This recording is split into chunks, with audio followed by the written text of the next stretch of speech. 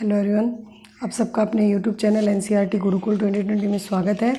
8th class का हमने जो 4th चैप्टर स्टार्ट कर रखा है उसका आगे वाला पोर्शन देखेंगे आज।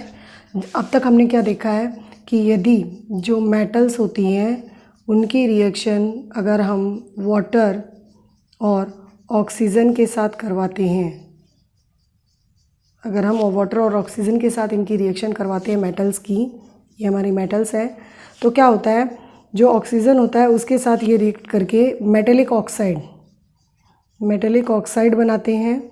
ठीक है, और इनकी जो नेचर होती है वो कैसी होती है, बेसिक होती है। ये हमने देख लिया था। इसमें हमने एग्जाम्पल में क्या देखा था, मैग्नीशियम देखा था, मैग्नीशियम के रिबन को हमने बंद किया था, और कॉपर देखा था। ठीक है, ये दो मेटल हमने देखी थी इसमें। इसके बाद अगर हम वाटर के साथ मेटल्स की रिएक्शन करवाते हैं तो क्या, मेटल को अगर वाटर के कांटेक्ट में लाते हैं तो क्या होता है, जैसे हमारी एक मेटल है सोडियम, ठीक है, ये क्या होती है, हाईली रिएक्टिव होती है। ठीक है, हाईली रिएक्टिव होती है, और अगर इसको वाटर के कांटेक्ट में लाया जाता है तो ये बर्न होने लगती है, बर्न होती है। ठीक है, और इस वजह से इसको क्या किया जाता है, जो कैरोसिन होता है उसके अंदर स्टोर करके रखा जाता है, क्योंकि हाईली रिएक्टिव होती है। इसके लिए हमने एक छोटा सा प्रैक्टिकल भी करके देखा था, क्या कि हमने एक जार लिया था, उसके अंदर हमने पानी भरा था, इस पानी में हमने एक छोटे से मैग्नीशियम के टुकड़े को ऊपर से कॉटन लपेटकर इसके अंदर डाल दिया था। जैसे ही हमने इसके अंदर डाला तो क्या हुआ, ये जो सोडियम था ये इसके अंदर जलने लग गया। अब जैसे ही उसको थोड़ा सा रिएक्टिव कम हुआ, इसको बाहर निकाला, और जो ये सॉल्यूशन हमारे पास ये जो बच गया था, इस सॉल्यूशन को जब हमने फिर से टेस्ट किया था लिटमस पेपर के साथ, तो क्या हुआ, जो हमारा रेड लिटमस था वो किस में कन्वर्ट हो गया था, ब्लू। यानी ये कैसी नेचर दिखा रहा है यहाँ पर, ये भी कैसी नेचर दिखा रहा है, बेसिक। ठीक है, ये भी बेसिक नेचर दिखा रहा है। आज हम देखेंगे कि यदि मेटल और नॉन मेटल को हम एसिड और बेस के साथ रिएक्ट करवाते हैं तो क्या होता है। ये जो हमारी मेटल्स होती हैं, ठीक है, ये जो मेटल्स होती हैं ये एसिड और बेस के साथ रिएक्ट करके क्या करती हैं, H2 गैस प्रोड्यूस करती हैं। क्या करती हैं, H2 गैस प्रोड्यूस करती हैं दोनों केसेस में। और ये जो एसिड होता है इसके साथ ये क्या करती हैं, जैसे हमारा एसिड है डाइल्यूट HCl, इसके साथ कॉपर की रिएक्शन बहुत कम होती है, बजाय किसके, जो हमारा सल्फ्यूरिक एसिड होता है H2SO4 उसके साथ बहुत ज़्यादा मोर रिएक्टिव है ये इसके अंदर। ठीक है, और क्या करता है, H2 गैस प्रोड्यूस करता है। बेसिस में भी यही केस है, इसमें H2 गैस प्रोड्यूस होती है, और क्या होता है, पॉप की साउंड जो होती है, पॉप साउंड जो होती है इसमें प्रोड्यूस होती है। यहाँ एक MCQs बनता है, बहुत बार एग्जाम में पूछा जाता है, जो कंपटीशन एग्ज़ाम होती है उसमें पूछा जाता है कि जो मेटल्स होती हैं वो एसिड और बेस के साथ कौन सा साउंड प्रोड्यूस करती हैं, या फिर पॉप साउंड कब प्रोड्यूस होता है। तो इसमें क्या आ जाएगा हमारा, जब मेटल क्या करती हैं, बेस और एसिड के साथ रिएक्ट करती हैं तब पॉप की साउंड प्रोड्यूस होती है। इसके बाद हमारा नेक्स्ट टॉपिक आता है क्या, नॉन मेटल्स जो होती हैं उनकी रिएक्शन हम देखेंगे किसके साथ, नॉन मेटल्स अगर किसके साथ, ऑक्सीजन के साथ, वाटर के साथ, और हमारे एसिड के साथ और बेस के साथ, इनके साथ इनकी रिएक्शन हम देखेंगे अब। ठीक है, अगर नॉन मेटल्स में हम सबसे पहले एग्जांपल लें फास्फोरस का, तो जो फास्फोरस होता है उसको यदि आप एयर के कांटेक्ट में लाते हो तो वो क्या करने लगता है, जलने लगता है। तो इसका एक बेस्ट एग्जांपल हम क्या लेंगे कि यदि हम जो फास्फोरस होता है उसको यदि एयर के कांटेक्ट में लाते हैं हम, तो ये क्या करता है, फायर को कैच कर लेता है। ठीक है, इस वजह से इसको क्या किया जाता है, वाटर के अंदर स्टोर करके रखा जाता है। ठीक है, और दूसरा एग्जांपल अगर हम लेते हैं इसमें H2O के साथ, अगर पानी के साथ हम नॉन मेटल की रिएक्शन करवाते हैं तो क्या होता है, यहाँ पर हम एग्जांपल लेंगे सल्फ़र डाइऑक्साइड का। तो सल्फ़र डाइऑक्साइड का SO2 फार्मूला होता है, और इसको हम किसके साथ करवा रहे हैं, H2O के साथ रिएक्ट करवा रहे हैं। तो हमारा क्या बनता है, H2SO3, जिसको हम क्या बोलते हैं, सल्फोरस एसिड, क्या बोलते हैं, सल्फोरस एसिड, ठीक है। और ये जो एसिड नेचर आ रहा है, इट मीन्स हमारे पास जो ब्लू लिटमस पेपर होगा वो किस में कन्वर्ट हो जाएगा, रेड में। और रेड में कन्वर्ट हो रहा है तो इसकी मतलब इसका क्या आ जाएगा, एसिडिक नेचर है इसकी, ठीक है। तो ये तो हो गया हमारा क्या, कि अगर हमने नॉन मेटल को ऑक्सीजन के साथ रिएक्ट करवाया तो उसमें हमने एग्जाम्पल किसका लिया, फॉस्फोरस को। अगर ये ऑक्सीजन के कांटेक्ट में आती है फॉस्फोरस तो क्या कर लेती है, आग पकड़ लेती है, ठीक है। और इसलिए इसको क्या किया जाता है, पानी में स्टोर करके रखा जाता है, ठीक है। और ये बहुत बार कंपटीशन एग्ज़ाम में पूछा जाता है कि जो सोडियम धातु होती है या सोडियम जो मेटल होती है उसको किस में स्टोर करके रखा जाता है, और जो फॉस्फोरस होती है उसको किस में स्टोर करके रखा जाता है।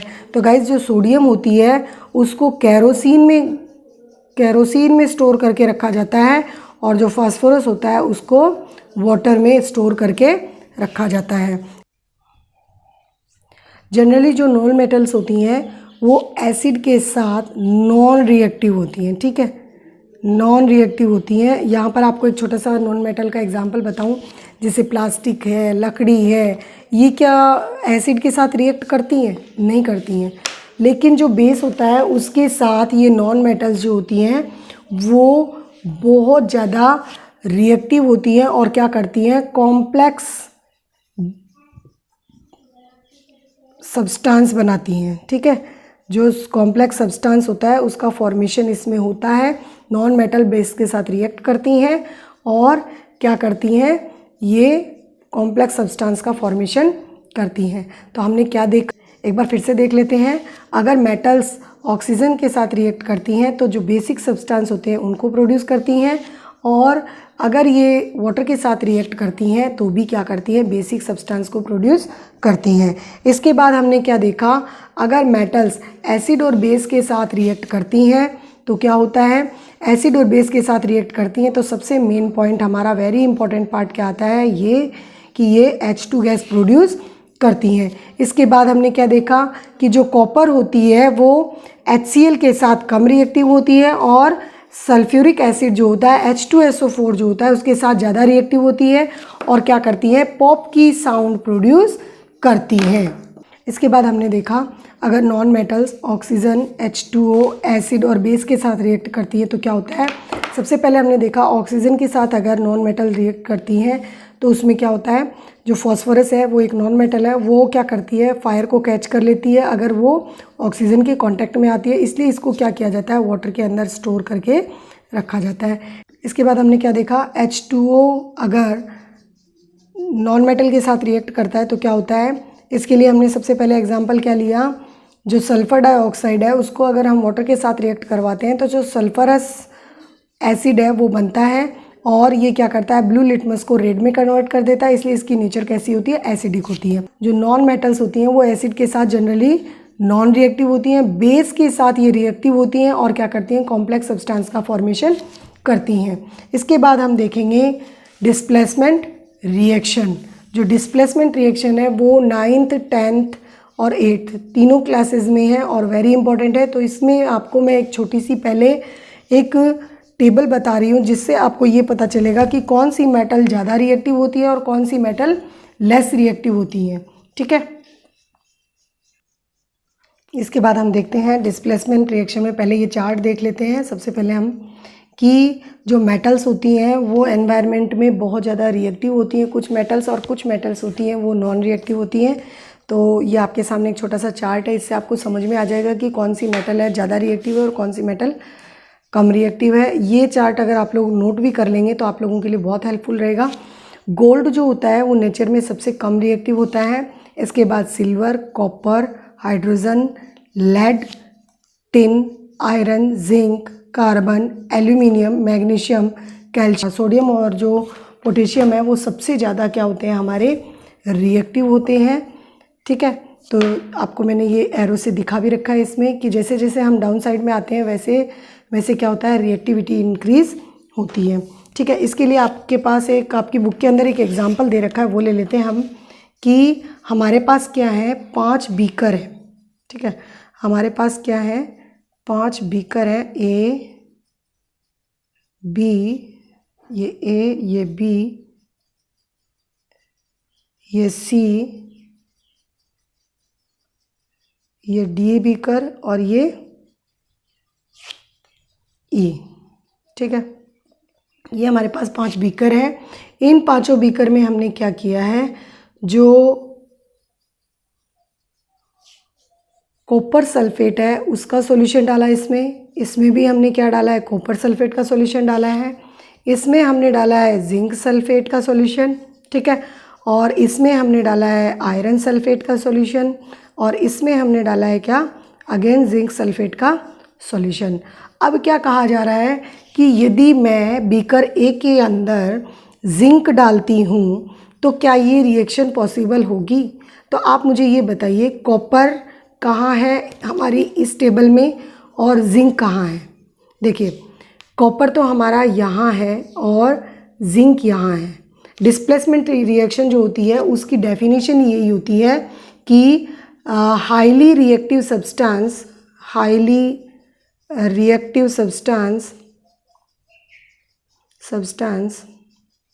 रिप्लेस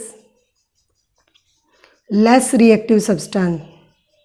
ठीक है, ये जनरल डेफिनेशन है, आप बोल सकते हो कि सबसे इजी डेफिनेशन है। अगर हाईली रिएक्टिव सब्सटेंस अगर लेस रिएक्टिव सब्सटेंस को रिप्लेस करता है तो वो हमारी क्या होती है, डिस्प्लेसमेंट रिएक्शन। ठीक है, देखिए यहाँ क्या दिया है कि अगर हम बीकर ए में कॉपर सल्फेट का सॉल्यूशन लेते हैं और उसके अंदर जिंक डालते हैं तो क्या ये रिएक्शन पॉसिबल होगी। तो यहाँ मुझे बताइए कि आप नीचे की तरफ जैसे जैसे आ रहे हैं तो जिंक यहाँ पर किस पोजीशन पे है, तो जिंक यहाँ पर है। ठीक है, और ये नीचे की तरफ है यानी मोर रिएक्टिव सब्सटेंस की तरफ है, और कॉपर कहाँ है, कॉपर ऊपर है।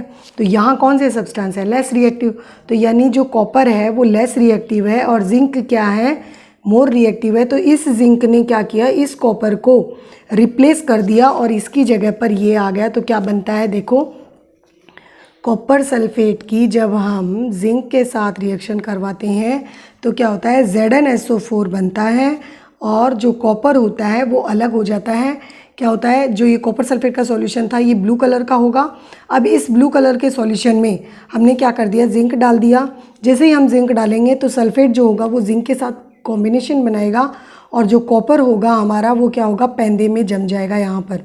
ठीक है, तली में जम जाएगा। अब दूसरे बीकर में हम क्या देखते हैं कि जो कॉपर सल्फेट है उसकी अगर हम आयरन के साथ रिएक्शन करवाते हैं तो अगेन वही होगा हमारा क्या, आपको वही टेबल में देखना है कि कॉपर कहाँ है और आयरन कहाँ है। तो कॉपर तो हमारा लेस रिएक्टिव है, आयरन हमारा अगेन क्या है, मोर रिएक्टिव है। किसके कंपेयर में, कॉपर के कंपेयर में।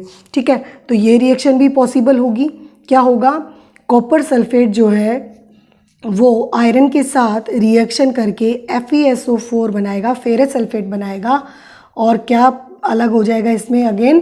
फिर हम क्या देखते हैं, अगला हमारा जो ZnSO4 है, जिंक सल्फेट है, उसके साथ अगर हम कॉपर सल्फेट की रिएक्शन करवाते हैं, आप एक चीज़ देख लीजिए कि ये इसका अपोजिट है। जो BA है वो किसका अपोजिट है, C का अपोजिट है। यानी हमने यहाँ पर तो क्या लिया था, कॉपर सल्फेट का सॉल्यूशन, और यहाँ हम क्या ले रहे हैं, जिंक सल्फेट का सॉल्यूशन। तो अगर हम जिंक सल्फेट का सॉल्यूशन ले रहे हैं और कॉपर हमारे पास उसके अंदर ऐड किया जा रहा है तो क्या होगा, देखते हैं हमारी टेबल में। देखते हैं, जिंक यहाँ पर है और कॉपर ऊपर है। C जो बीकर है उसमें हमने क्या देखा कि जिंक सल्फेट में, यदि जिंक सल्फेट के सॉल्यूशन में यदि हम कॉपर डालते हैं तो क्या होता है, जो ये कॉपर होता है ये हमारा क्या होता है, लेस रिएक्टिव है। जिंक हमारा क्या है, मोर रिएक्टिव है। तो क्या ये less reactive substance more reactive substance को रिप्लेस कर पाएगा, नहीं। तो कोई इफेक्ट इसमें नहीं होगा। इसके बाद हम देखते हैं फोर्थ बीकर हमारा जो फेरस सल्फेट है उसके अंदर हमने क्या डाला, अगेन कॉपर डाला। ठीक है, तो आयरन जो है हमारा ये रहा, ये क्या है हमारा, मोर रिएक्टिव है आयरन, और कॉपर हमारा अगेन क्या है, लेस रिएक्टिव। ठीक है, तो ये जो लेस रिएक्टिव सब्सटेंस है वो मोर रिएक्टिव सब्सटेंस को कभी भी रिप्लेस नहीं कर सकता, इसलिए ये भी रिएक्शन क्या होगी, पॉसिबल नहीं होगी। इसके बाद हम देखते हैं ZnSO4 जो जिंक सल्फेट है उसके अंदर अगर हम आयरन फिलिंग डालते हैं तो क्या होता है, जो आयरन है वो भी हमारा क्या है, मोर रिएक्टिव है, ठीक है। और जो हमारा जिंक है वो इससे ज़्यादा रिएक्टिव है। देखिए कैसे, ये रहा आयरन और ये रहा जिंक। जिंक हमारा ज़्यादा नीचे है और आयरन हमारा लेस रिएक्टिव की तरफ है। तो आयरन हमारा क्या हो गया यहाँ पर, लेस रिएक्टिव हो गया, ठीक है। अब लेस रिएक्टिव सब्सटेंस क्या मोर रिएक्टिव सब्सटेंस को रिप्लेस करेगा? नहीं, ऑब्वियसली ये तीनों रिएक्शन पॉसिबल नहीं होंगी, पॉसिबल या हम इसको बोल दें इम्पॉसिबल है, ठीक है। और ये दोनों रिएक्शन क्या होंगी हमारी, पॉसिबल, ठीक है। तो यहाँ तक आई थिंक आप लोगों को समझ में। डिस्प्लेसमेंट रिएक्शन क्या होती है, highly reactive substance replace less reactive substance, ठीक है। इसमें हमने एक चार्ट देखा जिसमें हमने क्या देखा, लेस रिएक्टिव सब्सटेंस से लेकर हमने क्या देखे, जो मोर रिएक्टिव सब्सटेंस है वहाँ तक की हमने टेबल देखी। उसमें हमने 5 जो सॉल्यूशन थे सल्फेट के वो हमने देखे और कुछ मेटल्स इसके अंदर डालकर हमने देखा कि ये रिएक्शन होती है कि नहीं। तो हमारी जो ए और बी बीकर है उसके अंदर रिएक्शन हुई और जो सी, डी और ई थी उसके अंदर रिएक्शन नहीं हुई। इसके बाद हम देख लेते हैं जो मेटल्स और नॉन मेटल्स होते हैं उनके यूजेस क्या होते हैं, उनको एक बार देख लेते हैं हम। Uses of metals and non metals, ठीक है। इसके अंदर सबसे पहला पॉइंट हमारा क्या आता है, मेकिंग मशीनरीज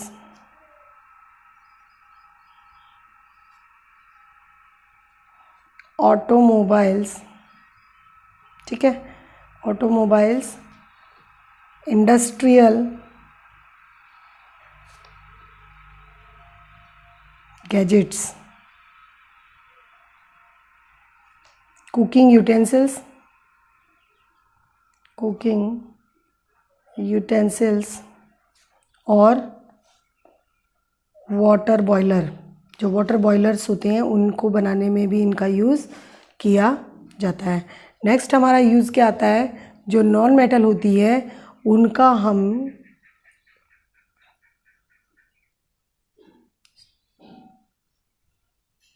नेक्स्ट हमारा आता है कि जो नॉन मेटल्स होती हैं उनका यूज़ हम किस में करते हैं, जब हम ब्रीथिंग करते हैं उसके अंदर हम उसका यूज़ करते हैं। तो जो नॉन मेटल होंगी उनका यूज़ लिख लीजिए, क्या होगा, नॉन मेटल्स जो होती हैं उनका यूज़ क्या होगा, inhale during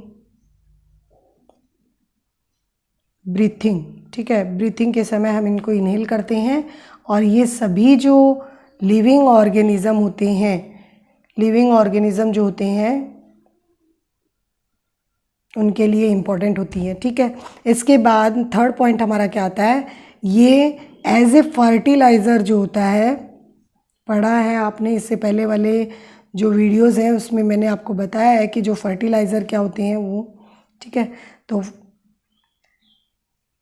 to enhance the growth of plants.